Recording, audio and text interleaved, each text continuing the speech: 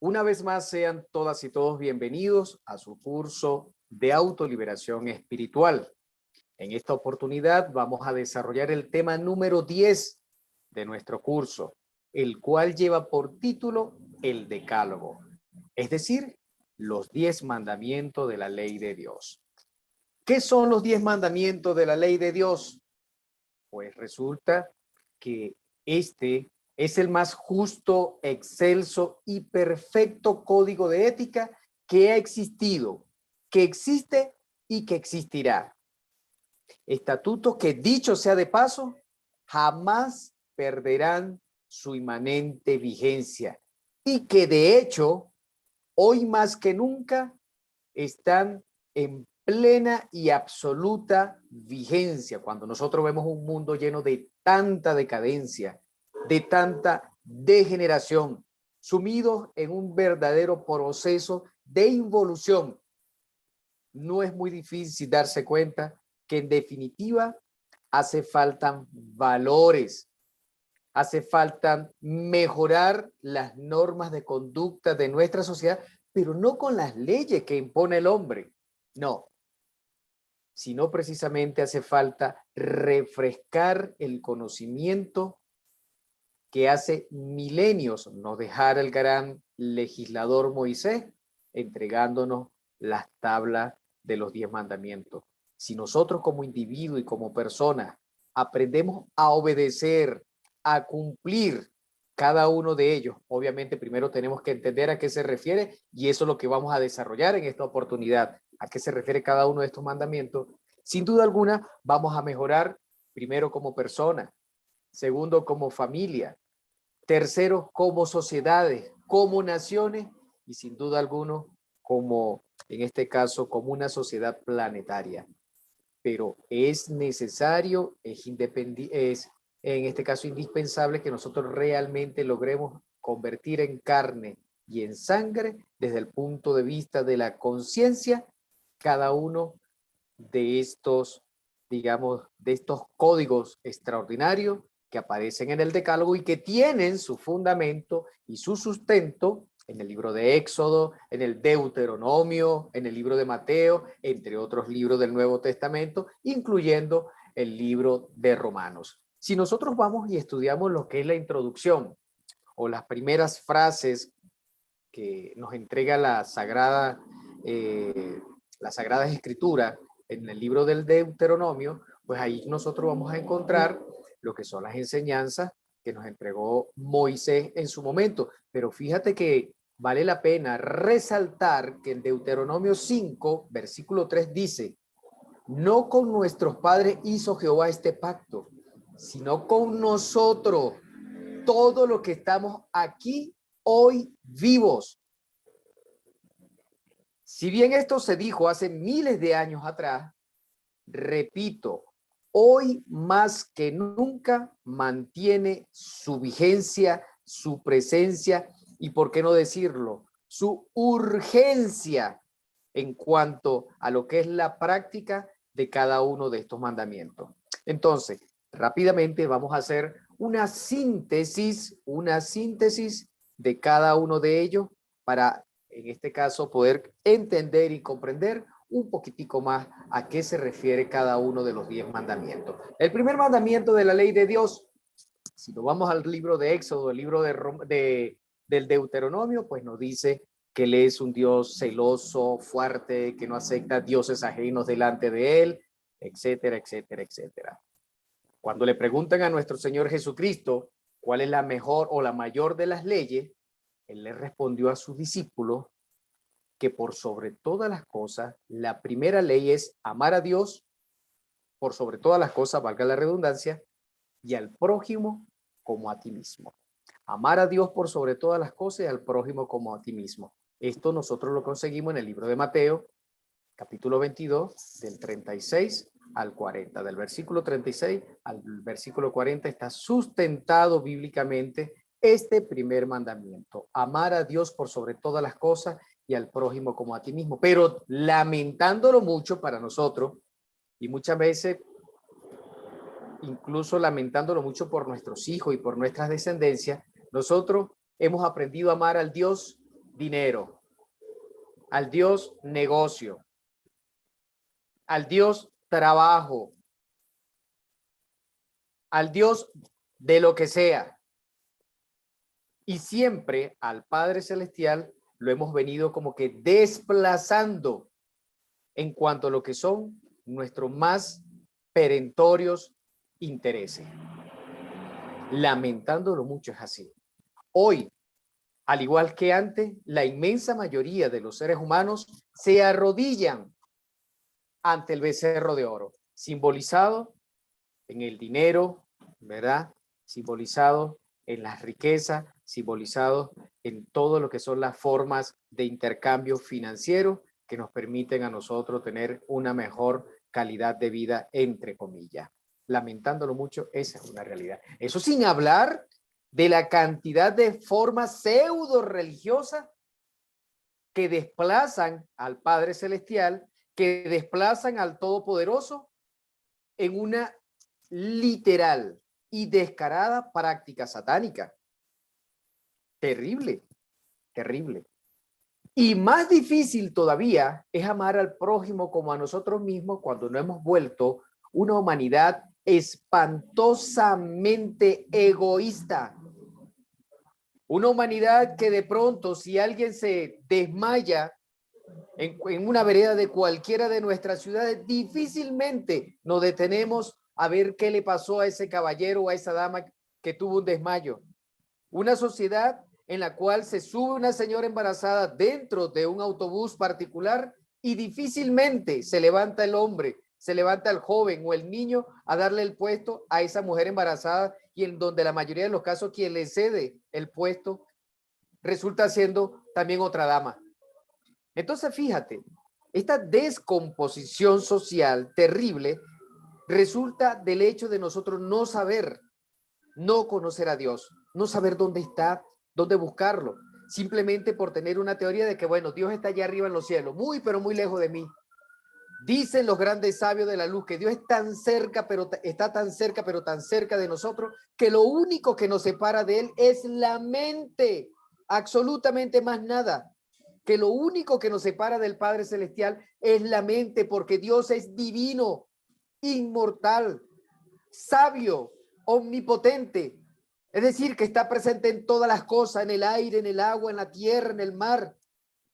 Y así como está en el agua, en el aire, en la tierra, en el mar, está en cada planta, en cada animal y, por supuesto, en cada ser humano. Así sea como chispa virginal, así sea como principio, pero ahí está manifestado también Dios.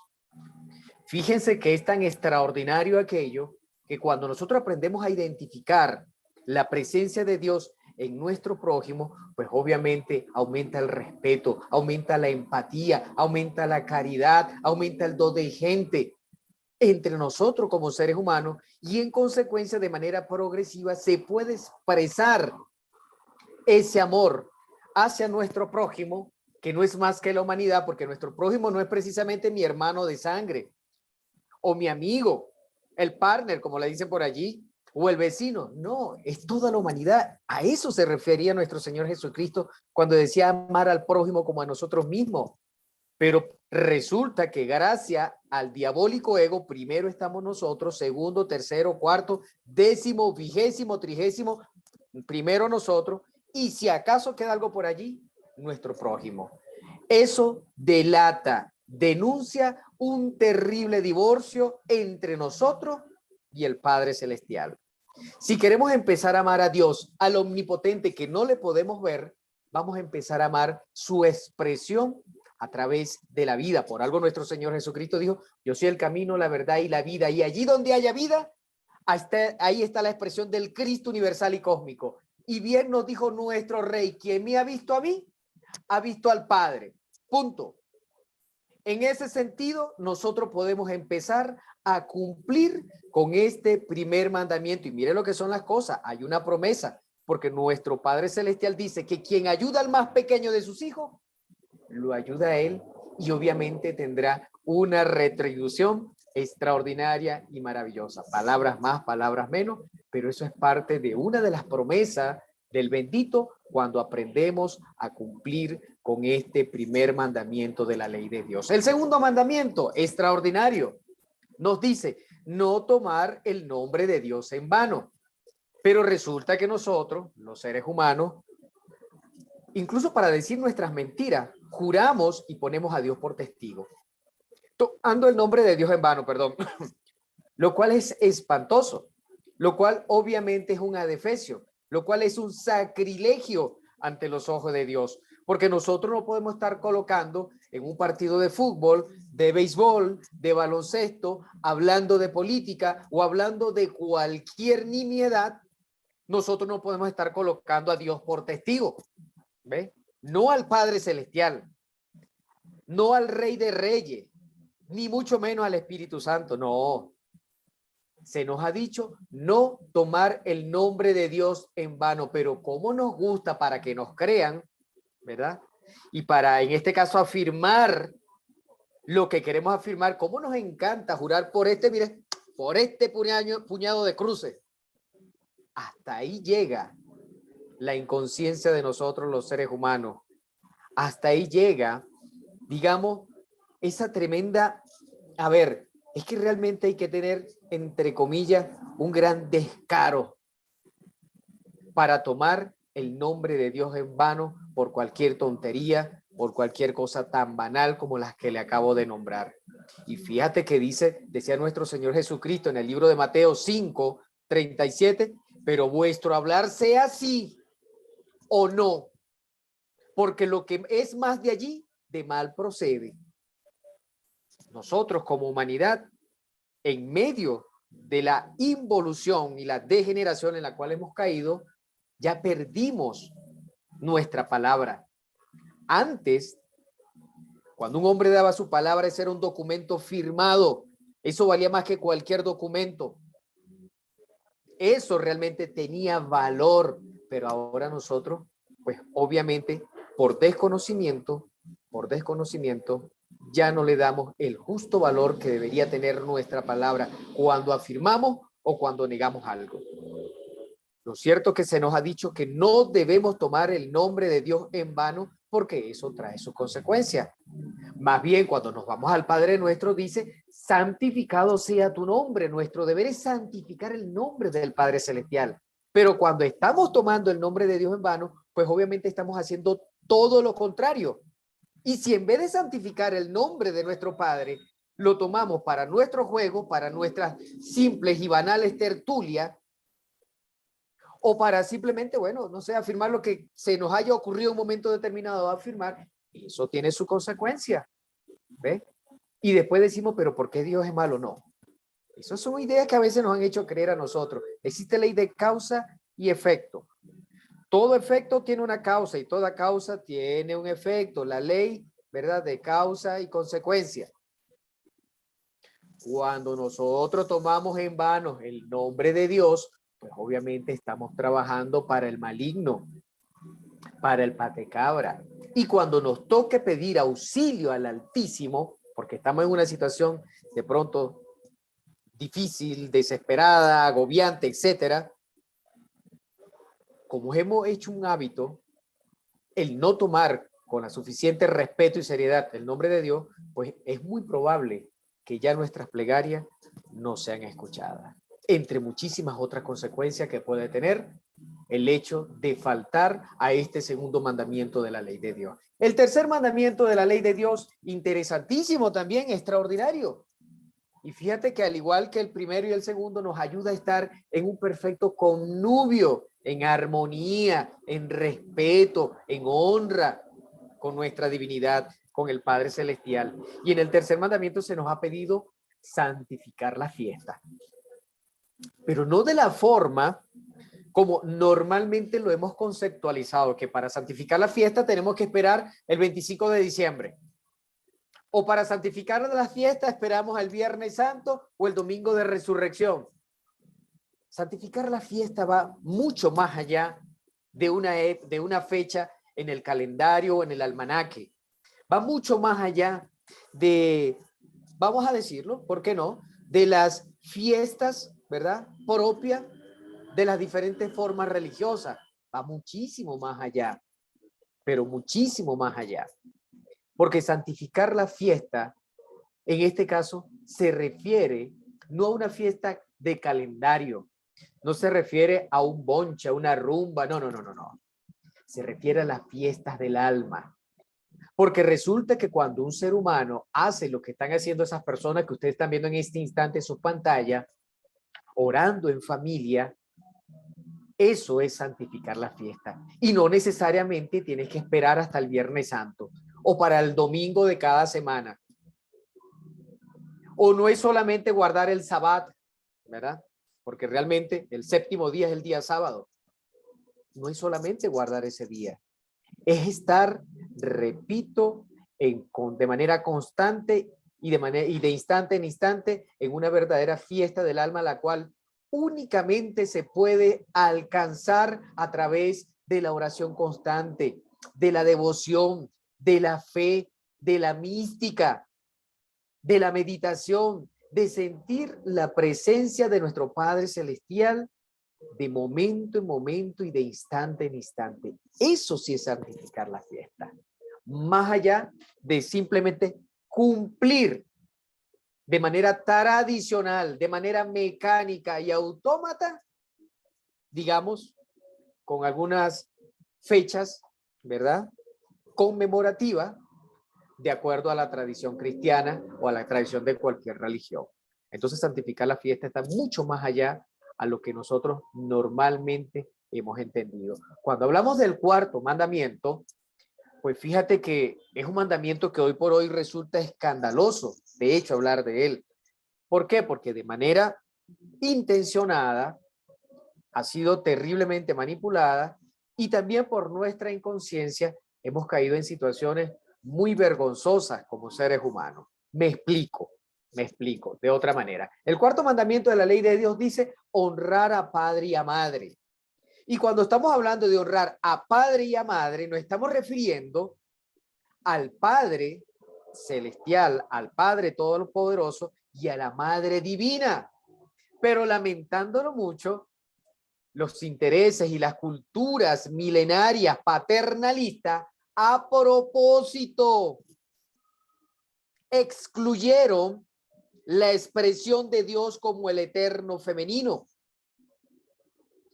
y nos dejaron grabado en nuestra mente, en nuestra subconsciencia, casi que en nuestro ADN, una simple cultura espiritual paternalista, olvidando que en toda creación, en el cosmos infinito, así como en el átomo más pequeño, existe la fuerza positiva, existe la fuerza negativa y existe la fuerza neutra, y eso es científicamente comprobado.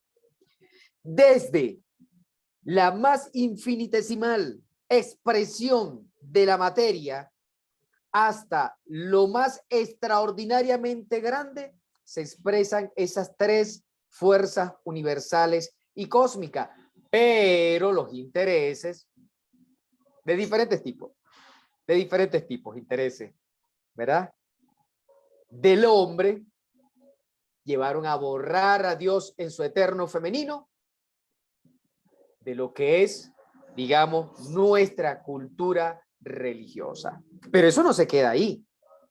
Resulta que precisamente en la medida que ha pasado el tiempo y en medio, lo repito por tercera y cuarta vez, ya no recuerdo las veces que lo he dicho, en medio de tanta degeneración, de tanta bancarrota moral, ética, espiritual y familiar, resulta que ahora los hijos pues no respetan a los padres. Como escuché una oportunidad a una señora decir, ahora los pájaros le disparan a las escopetas. ¿Ve? Los hijos no respetan a los padres. Porque honrar a padre y a madre es respetarlo, es obedecerlo, es servirle, es amarlo, es entenderlo, es estar a su lado, es no olvidarse de él. Porque amar a padre y a madre no es agarrar un regalito y llevárselo el día de las madres o el día del padre. No, señor. No, señor. Eso dista muchísimo de lo que es honrar a padre y madre. Y hemos visto casos verdaderamente dantescos vergonzoso, donde los hijos humillan a los padres de diferentes maneras. Se olvidan de sus padres. Entonces, si un ser humano no honra, es decir, no respeta, no cuida, no atiende, no le sirve, no obedece al padre y la madre física que le puede ver, que sabe que estuvieron allí, que a lo mejor dieron su vida y aún están dispuestos a dar hasta la última gota de sangre por ello, y aún así los abandonan y no le obedecen y no le respetan y no le sirven, y muchas veces lo tratan peor que cualquier cosa. ¿Cómo van a respetar, cómo le van a servir al padre o a la madre que no le pueden ver? Me estoy refiriendo a Dios en su manifestación como eterno masculino y como eterno femenino. Es absurdo. Y si eso ocurre en la vida real, pues resulta que estamos haciendo el papel de los más extremos hipócritas que pueda existir sobre la faz de la tierra. Razón tenía nuestro rey cuando decía: generación de serpientes, víboras, sinvergüenzas. Así, allá vas a adorar a X templo, a X refugio, a X, qué sé yo, aposento. Dice que vas a adorar al Señor, pero a tu pobre viejita y a tu pobre viejo los tienes por allá tirados. Muchísimos de ellos lo hemos visto incluso hasta mendigando. Y aún así dicen que ellos sí van y adoran al Señor. Así adoran a Dios. Mentira, no se caigan a mentira. No, que mi mamá, que mi papá. El único que tiene el poder de juzgar, incluso de condenar, es el Altísimo, no nosotros. Y fíjate, este es el primer mandamiento o uno de los mandamientos que tiene una promesa. Porque Dios mandó diciendo: honra a tu padre y a tu madre. Y el que maldiga al padre o a la madre muera irremisiblemente. Eso nos lo dijo nuestro Señor Jesucristo. En el Antiguo Testamento decía: honra a tu padre y a tu madre para que tu vida, para que se alarguen tus días. Es decir, para que tengas larga vida. Pero lamentándolo mucho, que es otra de las grandes atrocidades de la sociedad en la cual estamos viviendo, en vez de que se cumpla la ley natural donde los hijos van y sepultan y despiden a sus padres, son muchos los casos tristes, dolorosos, donde son los padres los que tienen que soportar a sus hijos. Eso escrito está: honra a tu padre y a tu madre, no los maldigas, sírvele a tus padres, porque incluso nuestro Señor Jesucristo lo dijo: el que maldiga a su padre y a su madre, que muere irremisiblemente.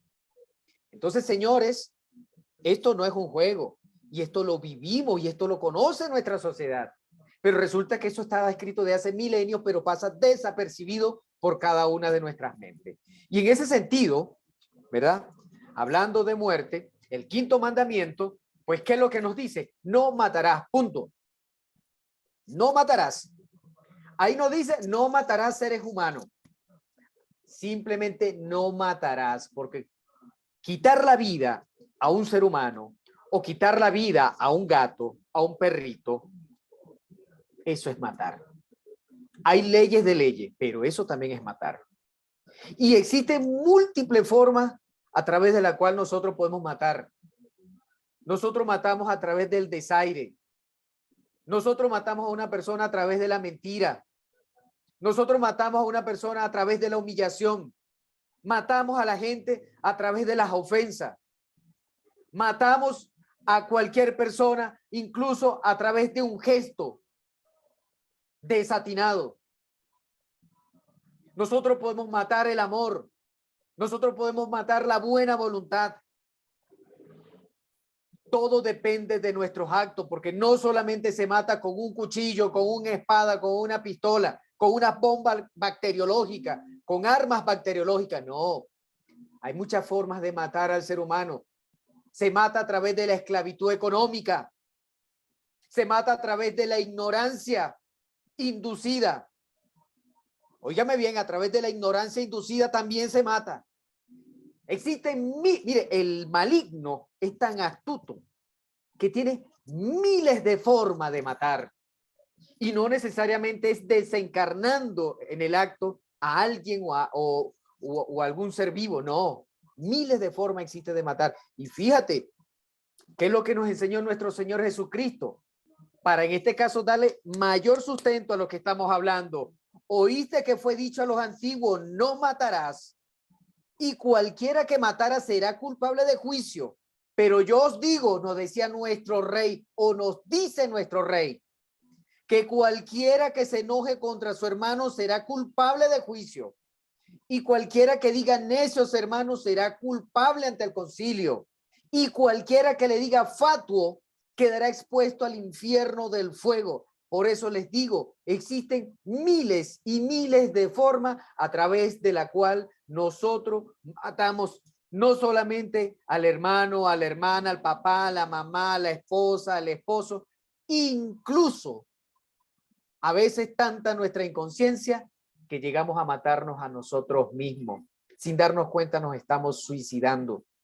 Y eso también es matar. Así que tenemos que abrir el espectro de nuestro entendimiento en cuanto a lo que son los mandamientos de la ley de Dios. Y hablando precisamente de ser más amplio, fíjese lo que son las cosas. Fíjese lo que son las cosas. En el sexto mandamiento, aquí ocurre algo realmente triste y vergonzoso, porque este mandamiento ha sido confundido, quizás de manera intencional, quizás con muchísima malicia, ha sido confundido con el pecado del adulterio. Y una cosa es adulterar y otra muy diferente es fornicar. Mira que fornicar viene de la palabra forní, que venía a representar las bóvedas en las cuales las prostitutas se reunían con los hombres alegres en la época de, bueno, no sé, hace tantos siglos atrás, y eso venía a representar los primeros adulterios. Sí, eso también tranquilo. Desde el punto de vista etimológico también, de una u otra manera, algo lo hemos estudiado. Pero eso es lo que nos han querido implantar a nosotros. Porque realmente fornicar, desde el punto de vista bíblico, se refiere a la pérdida de toda energía, sea esta física, sea verbal, sea mental, sea psicológica, sea emocional y por sobre todas las cosas, si la misma es sexual. Así mismo como usted lo está escuchando, pero cuando nosotros desconocemos y como que no entendemos y estamos infinitamente lejos de comprender algo, pues lo mutilamos y lo adaptamos a lo que, bueno, a lo que medio entendemos. Y fíjate que nos dice el primer libro de Corintios 6:18, huid de la fornicación. Cualquier otro pecado que el hombre cometa está fuera del cuerpo, mas el que fornica contra su propio cuerpo peca. Lo terrible de la fornicación. E incluso si nosotros nos vamos al libro de Hebreo, dice, honrosos sean todos el matrimonio. Y el lecho, oigan bien, el lecho sin mancilla en un matrimonio. Pero a los fornicarios y a los adúlteros los juzgará Dios. Ahí claramente hay una diferenciación entre lo que es fornicar y lo que es adulterar. Son dos cosas muy diferentes. Y fornica no solamente el hombre fuera del matrimonio, incluso con su esposa que ha sido presentada ante los ojos del Padre Celestial. Porque fornicar es pérdida de toda energía. Dice el libro de Levítico, y el todo hombre que tenga emisión de semen será inmundo hasta la noche, y todo lo que tocare será inmundo, y son donde se siente, etcétera, etcétera, etcétera. Pero eso, como no saben explicarlo, como no conocen los misterios de la alquimia, de la magia sexual blanca, del sexo sagrado, entonces eso ha sido, ¿verdad? Por los grandes eruditos que solo conocen de la letra muerta, eso ha sido, perdonen la expresión, prácticamente execrado. Pero de esto hablaremos precisamente cuando hablemos de la introducción a la alquimia. Séptimo mandamiento, no robarás. Robar, hurtar, atracar, estafar, todo es robo. Todo es robo. Incluso, recordémonos que hubo un momento en el cual nuestro Señor Jesucristo entra al templo, ¿verdad?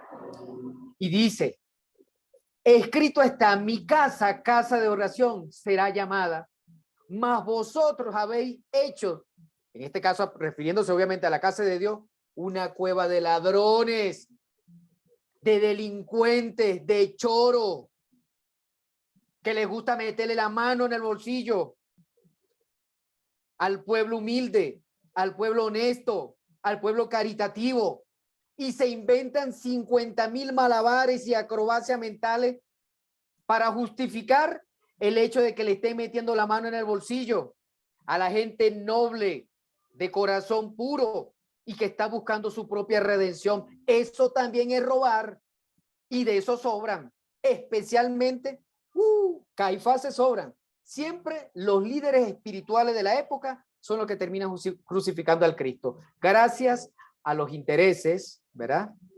Y por supuesto, a la terrible soberbia mística. El octavo mandamiento, no mentir. No me voy a extender en este mandamiento.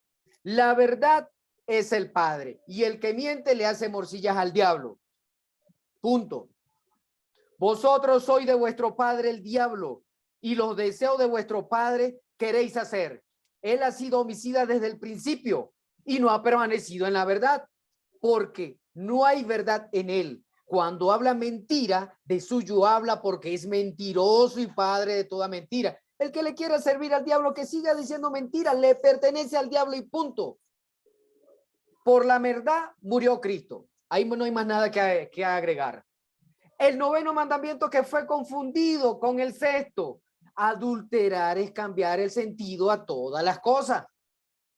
Un hombre que quiere ser una mujer, eso es un adulterio. Les guste o no les guste, eso es un adulterio. Una mujer que quiere ser hombre es un adulterio. Porque no es solamente tener una pareja fuera del matrimonio o estar con la pareja antes de casarse con ella. No, señor. Cambiar el sentido a las cosas. Agarrar los alimentos y manipularlos genéticamente, eso es adulterio. Agarrar una mata de mango e injertarlo con la piña, eso es adulterio. Simplemente cambiarle el sentido de las cosas es un espantoso adulterio. Y oíste que fue dicho, no cometerás adulterio. Pero yo os digo que cualquiera que mire a una mujer para codiciarla, ya adulteró. Es decir, nosotros podemos adulterar no solamente con el hecho, adulteramos con las palabras, adulteramos con los pensamientos, adulteramos con las miradas, adulteramos de muchísimas formas diferentes. Repito, adulterar es cambiar el sentido original a las cosas, a la naturaleza como tal. Y el último mandamiento de la ley de Dios dice, no codiciarás, que fue fusionado con el mandamiento anterior. ¿Ve? Fue fusionado, quizás por desconocimiento, a lo mejor con intencionada malicia. Pero codiciar es uno de las 7 cabezas de legión, uno de los 7 pecados capitales. Y una cosa es codiciar y otra cosa es la lujuria. Son muy diferentes, porque el hombre o la mujer codiciosa no solamente codicia el dinero, codicia la casa del vecino, el carro del hermano, la esposa del cuñado, que es que bueno, del cuñado no, pero por lo menos de algún familiar. Hasta la, qué sé yo, puede codiciar hasta la inteligencia del compadre, porque la persona codiciosa, avara, lo quiere todo. Es muy fácil satisfacer el hambre, pero qué difícil es satisfacer la codicia de uno, dicen los grandes sabios. Y fíjate, en el libro de Timoteo dice, porque la raíz de todos los males es el amor al dinero, el cual codiciado en alguno, pues se extraviaron de la fe y fueron traspasados de muchos dolores. Esa es una de las causas causaron de tantas desgracias en nuestra humanidad, porque nosotros a veces teniéndolo todo, y a veces nos tropezamos con alguien que no tiene absolutamente nada, pero tiene el ton de gente, tiene la humildad, tiene la empatía, tiene la amistad, es amiguero. Y aunque ese amiguero no tenga nada, hasta eso llegamos a codiciarlo. Así estamos nosotros como humanidad. Entonces vale la pena reflexionar sobre todos estos mandamientos que nos ha dejado nuestro Padre Celestial para que podamos crecer como personas. Si nos cambiamos a nosotros mismos, pues podemos ayudar a cambiar a nuestra familia. Y en consecuencia, por ley de imantación universal, podemos cambiar la cuadra, la manzana donde vivimos y así sucesivamente. Vaya pues a cada uno de nosotros estas palabras de reflexión para que realmente entremos en el carril que nos ha pedido nuestro Padre Celestial para ser hijos, en este caso, verdaderos del mismo. En la medida que nosotros, entre comillas, nos sometamos a estos mandamientos, no solamente nos parecemos más a nuestro Padre Celestial, sino que vamos a obtener de hecho y por derecho su gracia y su bendición. Un abrazo bien grande para todos ustedes. Recuerden suscribirse a nuestro canal, darle like y activar la campanita para que estén atentos y sean oportunamente notificados cada vez que nosotros subamos los videos en los cuales estamos compartiendo este curso con todos ustedes. Que el amor del Cristo bendito esté con todos ustedes y con su familia. Muchísimas gracias.